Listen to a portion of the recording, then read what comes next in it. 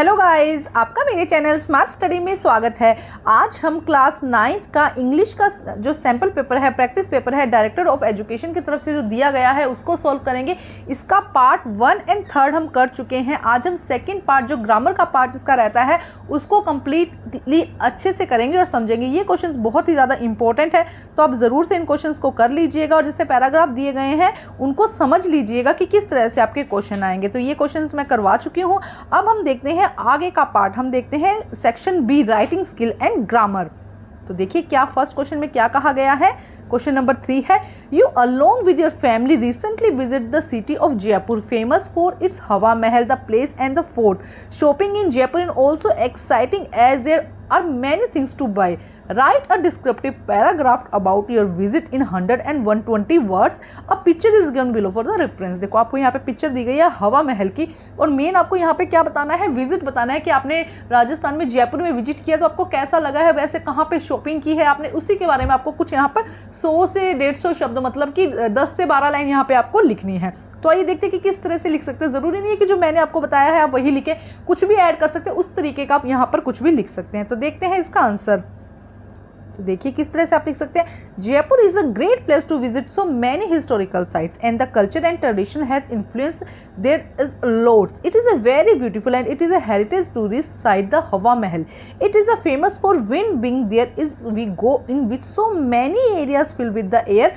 Shopping was the best thing in at Jaipur.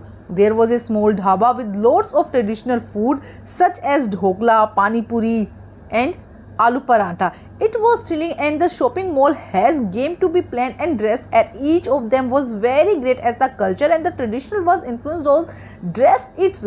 The place and fort were really huge and lots of tourists, so it is Jaipur is truly part of the incredible India. तो देखो इस तरह का कुछ भी आप यहाँ पर लिख सकते हैं। समझाया नहीं मैंने, सिर्फ आपको जनरली बता दिया कि क्या लिखना है। आपको जयपुर के बारे में जो भी लाइन समझ में आती है, हवा महल के बारे में जो भी लाइन समझ में आती है वो यहाँ पर आप लिख सकते हैं। तकरीबन 10 से 12 लाइन आपको यहाँ पर लिखनी है। तो ज़रूरी नहीं है कि जयपुर के बारे में आ सकता है, हो सकता है दिल्ली के बारे में आ जाए, हो सकता है मुंबई के बारे में आ जाए, किसी के बारे में आ सकता है। तो कुछ बेसिक्स लाइन आप याद कर लीजिएगा, उसी को ऐड ऑन कर दीजिएगा। एक बार इसका शॉर्ट मैं दिखा देती हूँ आपको।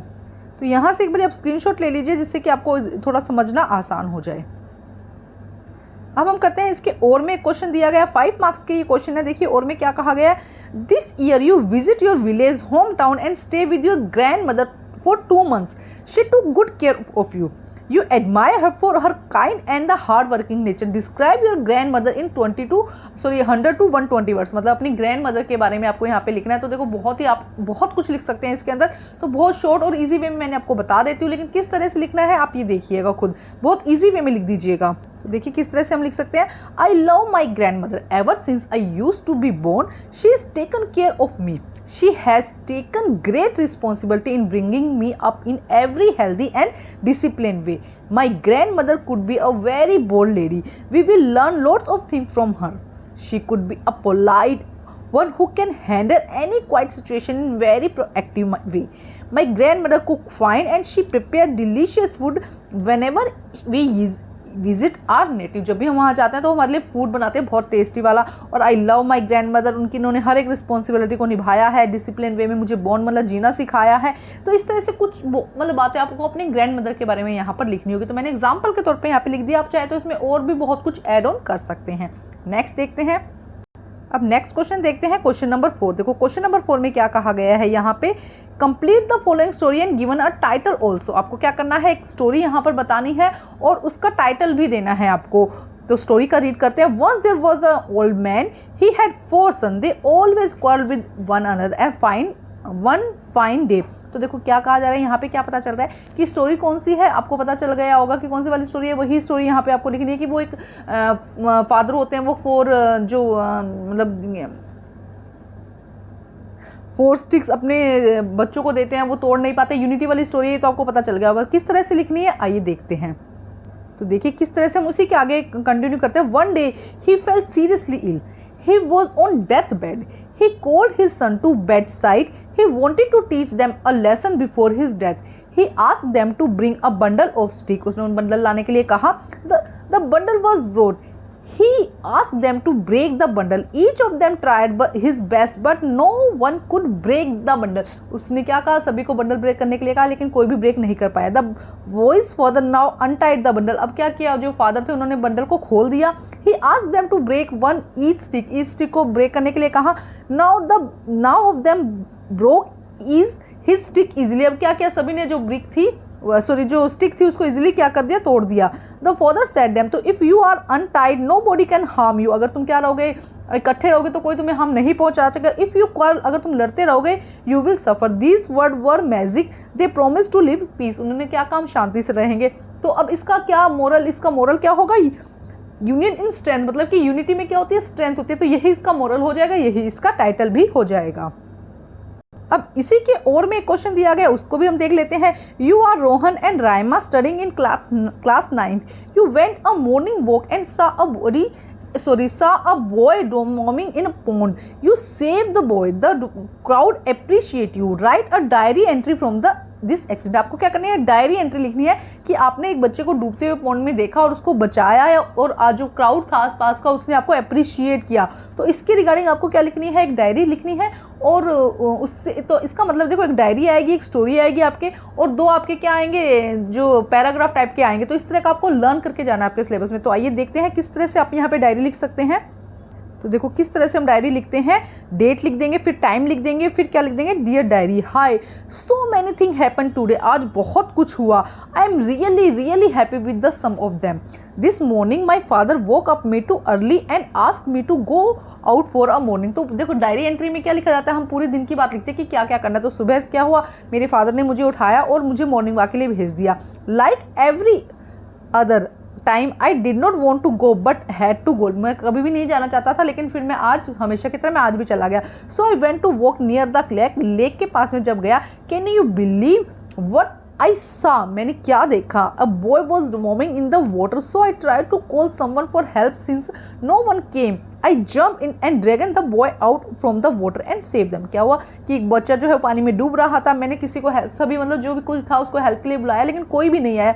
फिर मैंने क्या किया, I jump the water and I save the boy, मैंने बच्चे को बचा लिया. For doing that the crowd appreciate मी, इसकी वजह से जो आसपास के क्राउड था उन्होंने मुझे अप्रिशिएट किया. I told the story my mom and dad, they felt very happy by seeing their happy face. I felt even more happy. That's all for today. Good night dear diary Rohan. तो इस तरह से diary लिखते हैं. First आप diary को indicate करते हैं कितने बजे लिखना है. ये जो यहाँ पे आपका स्टार्टिंग का है, जो लास्ट का है, ये लिखना बहुत ज़्यादा ज़रूरी होता है, इसके मार्क्स होते हैं. और बीच में उससे रिलेटेड जो स्टोरी होती है वो लिखते हैं. अब हम देखते हैं आगे के क्वेश्चंस. अब हम देखते हैं next question. The following sentence direct speech हमको लिखने, convert into indirect speech choosing the right option. हमें यहाँ पे राइट ऑप्शन करने हैं. 3 क्वेश्चन आपको करने हैं, लेकिन हम यहाँ पे आपको चारों ही क्वेश्चंस करवाएंगे. तो first question, the salesman are you interested in the scheme. तो ये क्या कहा गया, हमें इसको क्या करना है, डायरेक्ट स्पीच में इसको कन्वर्ट करना है. तो इसका आंसर देखो क्या हो जाएगा. हम पहले तो सैड को हटा के that, ask the salesman, ask sad है ना, तो हम सैड को किस में कन्वर्ट कर देंगे, क्योंकि यहाँ पे क्वेश्चन है ना आर यू. तो the salesman asked me if I was interested in the scheme. तो यहाँ पे क्या हो जाएगा, डी आंसर करेक्ट हो जाएगा. क्यों, क्योंकि यहाँ पे क्वेश्चन पूछा गया है, तो क्वेश्चन से पहले किससे पूछा गया है, तो आस्क मी आ जाएगा. आस्क मी, और आर जब क्वेश्चन किया जाता है तो हम इसकी जगह इफ लगा देते हैं. तो इफ यू किस में कन्वर्ट हो जाएगा, आई, एंड टेंस में से पास्ट में चला जाता है, तो I was interested in the scheme. ठीक है, थोड़ी सी प्रैक्टिस से आपको ये आ जाएंगे. सेकंड क्वेश्चन देखते हैं. Monica said I have finished my homework. Monica कहती है कि उसने अपना I have finished my homework, मैंने अपना होमवर्क कंप्लीट कर लिया. तो अब देखो मोनिका कहती है, तो हम यहाँ पे लिखेंगे मोनिका सेड, और यहाँ पे क्या लगा देंगे, दैट. अब आई किस में कन्वर्ट हो जाएगा, मोनिका, मोनिका क्या है, शी, और हैव किस में हो जाएगा, had. She had finished her homework. तो ए ऑप्शन जो है वो यहाँ पे क्या हो जाएगा, करेक्ट हो जाएगा. ध्यान से देखिए, ए ऑप्शन जो है वो यहाँ पे क्या हो जाएगा, करेक्ट हो जाएगा. नेक्स्ट देखिए क्या कहा गया है. Matthew said I will go to school next year. Matthew said I will go, तो मैथ्यू सेड दैट आ जाएगा फर्स्ट तो, और आई किस में, मैथ्यू क्या है, ही में कन्वर्ट हो जाएगा. विल किस में हो जाएगा, would. Go to the school for following year. तो देखो यहाँ पे क्या हो जाएगा, यहाँ पे अगर हम ध्यान से देखते हैं तो Matthew said that he would go to school for following year. Next year है ना, फॉलोइंग ईयर आ जाएगा. तो यहाँ पे हमारा आंसर क्या हो जाएगा, तो यहाँ पे बी जो है करेक्ट हमारा आंसर हो जाएगा। Matthew said that he would go to school the following year, B answer यहाँ पे क्या हो जाएगा, करेक्ट हो जाएगा। नेक्स्ट देखते हैं fourth question. Rahul said I will come tomorrow afternoon to take my book. Rahul said, तो सेड के बाद क्या लग जाएगा, दैट लग जाएगा। तो सी ऑप्शन देखते हैं। Rahul said that he would come the next day. He would, will को किस में कन्वर्ट कर देंगे, वुड में, टुमारो को कर देंगे नेक्स्ट डे में, आफ्टरनून टू टेक हिज, माई की जगह क्या हो जाएगा, हिज बुक। तो सी ऑप्शन यहाँ पे क्या हो जाएगा, करेक्ट हो जाएगा। अब हम देखते हैं क्वेश्चन नंबर 6। क्वेश्चन नंबर 6 में हम ध्यान से देखते हैं क्वेश्चन नंबर 6 में क्या कहा गया है। देखो यहाँ पर एक सेकेंड हम रीड करते हैं question. Complete the paragraph in given below the filling the blanks. Choose the correct option from those words. हमें यहाँ पे क्या करना है, जो वर्ड्स दिए गए हैं उसमें से करेक्ट ऑप्शन को चूज करना है। तो फर्स्ट में क्या कहा गया है, it was rainy, traffic dash. अब क्या आ जाएगा, ट्रैफिक वॉज। हम यहाँ से देखते हैं, हम यहाँ क्या लिख देंगे, ट्रैफिक वॉज। तो हमारा आंसर क्या हो जाएगा यहाँ पे, वॉज। सेकंड में क्या आ जाएगा, traffic was busy on the road, traffic बहुत ज़्यादा था। Dash hit a car, speeding car. तो जो बी आंसर है वो यहाँ पे क्या हो जाएगा, करेक्ट हो जाएगा। सेकंड में यहाँ पे हम लिख देते हैं, सेकंड में बी आंसर जो है वो करेक्ट हो जाएगा, स्पीडिंग कार। पहले में देखो फर्स्ट में क्या था, सेकंड, एक सेकंड आंसर सही लिखते, देखो फर्स्ट का क्या आंसर हो जाएगा, सेकंड हो जाएगा, और सेकंड का आंसर क्या हो जाएगा, फर्स्ट हो जाएगा यहाँ से। ठीक है, देखो फर्स्ट क्या कहा, it was a rainy day, traffic was busy on the road. इसके बाद आएगा स्पीडिंग कार, स्पीडिंग बस hit a car badly in the market. 5 commuters were badly injured while 1 person. देखो क्या कहा जाएगा कि फिर 5 पर्सन जो है वो क्या हो गए, बहुत ज़्यादा इंजर हो गए।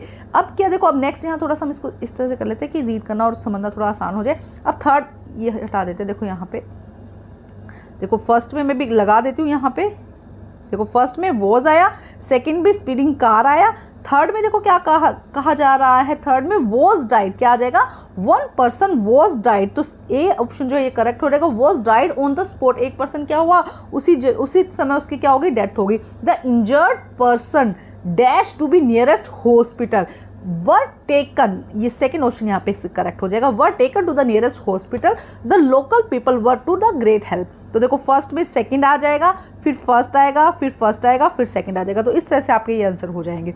अब हम देखते हैं नेक्स्ट क्वेश्चन। देखो नेक्स्ट क्वेश्चन में क्या कहा गया है, the following paragraph has not be editing, there is a 1 error in each line, right in correct word. अच्छा ये देखो क्या कहा गया कि यहाँ पे हमारे यहाँ सामने कुछ लाइंस दी गई हैं और हर लाइन के अंदर क्या है, कुछ मिस्टेक्स है। आपको वो मिस्टेक्स जो है, इनकरेक्ट वर्ड भी यहाँ पर लिखना है और करेक्ट वर्ड भी यहाँ पर लिखना है। तो देखो सबसे पहले क्या है, the sarpanch was chief guest, the sweet, तो द की जगह क्या आ जाएगा, अ स्वीट्स। ठीक है, a sarpanch was a chief guest, एक एग्जाम्पल के तौर पर उन्होंने दिया हुआ है। वो डिस्ट्रीब्यूटेड अमंग द 2 टीम, तो देखो अमंग यहाँ पे क्या हो जाएगा, जो मिस्टेक वाला है उसको राउंड ही कर देती हूँ मैं। अमंग यहाँ पे क्या होगा, इनकरेक्ट, क्योंकि जब 2 के बारे में बात की जाती है तो क्या आता है, बिटवीन आता है। तो हम यहाँ लिख देंगे बिटवीन। अमंग यहाँ पे क्या हो जाएगा, रोंग हो जाएगा। आप यहाँ पे लिख दो चाहे, क्योंकि हमें जो करेक्ट नहीं है वो भी लिखना है।